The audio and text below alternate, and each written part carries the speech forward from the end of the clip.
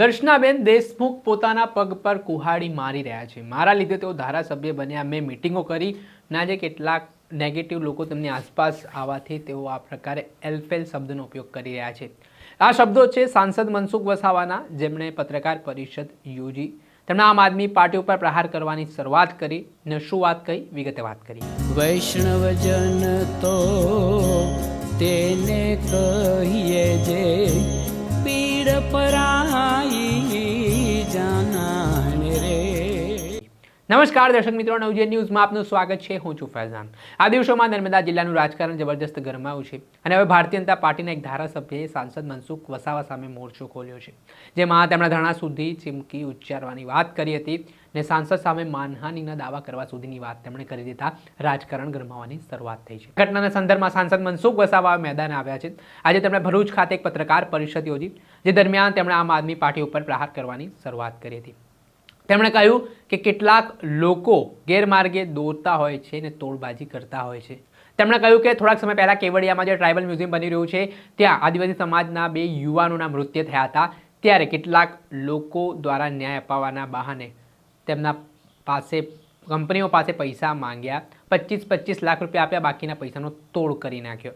આ ગંભીર આરોપો સામે આવ્યા બાદ રાજકારણ ગરમાવાની શરૂઆત થઈ છે. તેઓ કહી રહ્યા છે કે આમ આદમી પાર્ટીની એક ટીમ છે તે મુદ્દાઓ ઉઠાવે છે અને બીજી ટીમ છે તે તોડ કરી આવે છે. આને લઈને રાજનીતિ ગરમાઈ છે. પહેલા તો સાંસદ મનસુખ વસાવાએ શું આરોપ લગાવ્યા છે તે સાંભળો. ભરૂચના નેતાઓ જોડે ખાસ કરીને તો પ્રકાશભાઈ જોડે વિવાદ, હવે દર્શનાબેન જોડે વિવાદ, ભૂતકાળમાં એક મંત્રી સાથે બી આવું કેમ થાય?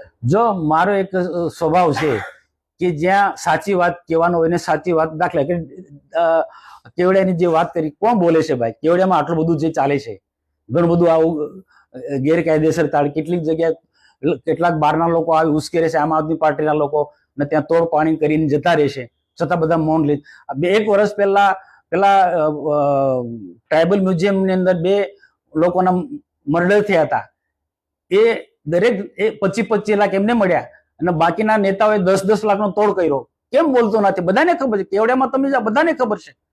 આટલા હું જે વાત સાચી છે તે હું જાહેરમાં બોલું છું. એટલા માટે જાહેરમાં બોલું છું કે એ આવા લોકોને અટકાવવા માટે, આવું કૃત્ય કરતા અટકે આવા લોકો, એટલા માટે હું જાહેરમાં બોલું. અને આજે હું 75 લાખનો મુદ્દો જે મેં બોલ્યો છે એની અસર આખા ગુજરાતમાં સરકાર પર પણ મેં કહ્યું છે, સરકારમાં પણ, કે આજે આમ આદમી પાર્ટીની એક એવી ટીમ છે, અલગ અલગ જિલ્લાની અંદર જઈને પ્રશ્નો ઉજાગર કરે, હાઇલાઇટ કરે, એ કરે અને પછી પાછળ થઈને બીજી ટીમ તોડ પાણી કરવા માટે જાય છે. એ મેં સરકારને પણ કહ્યું છે.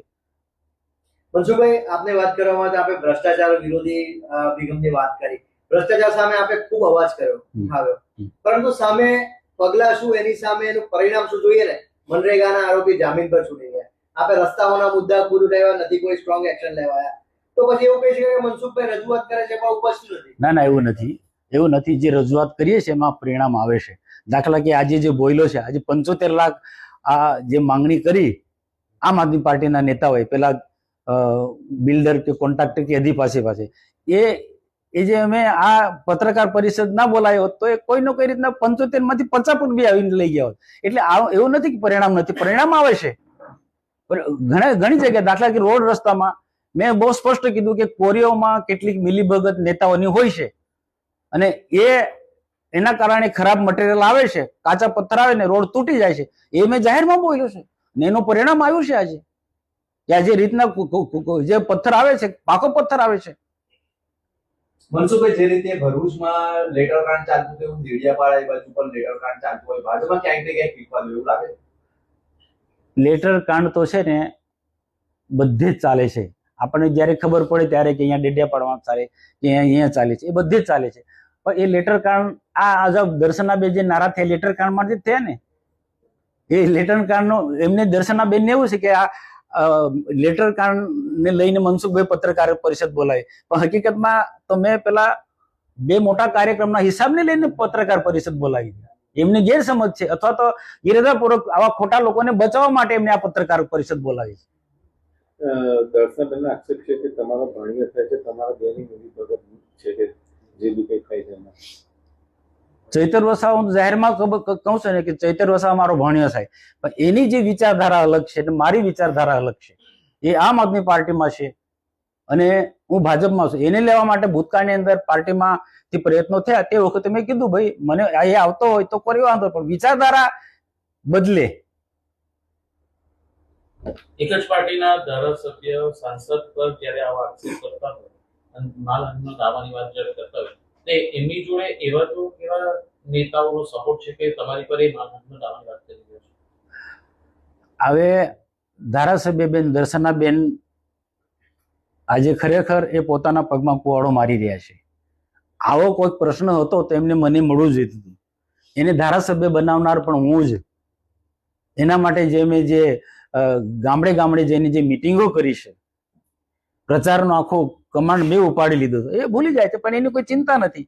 પણ ક્યાંક ખોટા લોકોની જે ટોળકી એમની આસપાસ ઘેરાયેલા છે એના કારણે આ એલફેલ બધું બોલે છે. આપે સાંભળ્યા હતા ભરૂચ લોકસભાના સાંસદ મનસુખ વસાવા. તેમણે નામ લીધા વિના કેટલાક આમ આદમી પાર્ટીના નેતાઓ ઉપર પ્રહાર કરવાની શરૂઆત કરી છે ને એટલું જ નહીં, તેમણે ભાજપના ધારાસભ્ય દર્શના દેશમુખને કહ્યું છે કે તેઓ તેમના પગ ઉપર કુહાડી મારી રહ્યા છે. તેમના લીધે જ દર્શના દેશમુખ ધારાસભ્ય બન્યા છે, પરંતુ તેમના સાથે ચર્ચા કરવાની જરૂરિયાત હતી, પણ તેઓ રીતે ધરણાની વાત કરી રહ્યા છે, જેઓ માનહાનિની વાત કરી રહ્યા છે, તેને લઈને હવે રાજનીતિ ગરમાઈ છે અને સાંસદ મનસુખ વસાવા આકરા પાણીએ જોવા મળ્યા છે. દર્શક મિત્રો, આવા જ નવા વિડીયો સાથે આપણે માહિતગાર કરતા રહીશું, એટલે નવજીવન ન્યૂઝ જોતા રહો. વૈષ્ણવજન તો તેને કહીએ જે પીડ પરાઈ.